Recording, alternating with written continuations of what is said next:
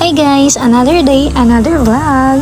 Ngayong araw ay samahan nyo kami na pupunta ng Baguio. Nakarating na nga kami ng Camp John Hay Secret Garden. At ayan ako guys, palakad-lakad lang, tamang pagkaka-main character. Nagmotor lang din kami guys from Bugalyon to Baguio. At syempre, flex ko na rin tong couple helmet namin ng boyfriend ko.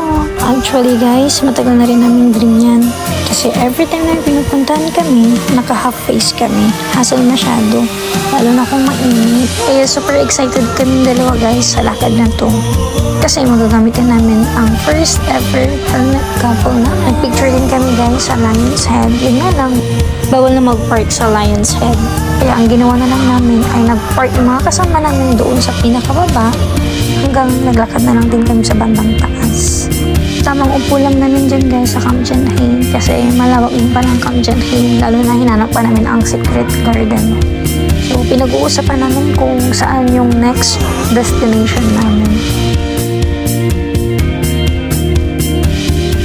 Pumunta rin pala kami guys sa Cathedral Church.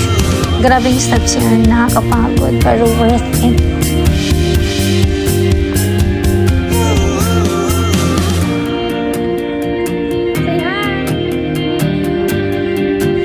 Pumunta din kami ng Valley of Colors tsaka sa Village of Church at Ililikha. Yun nga lang, hindi na rin nakapag-video.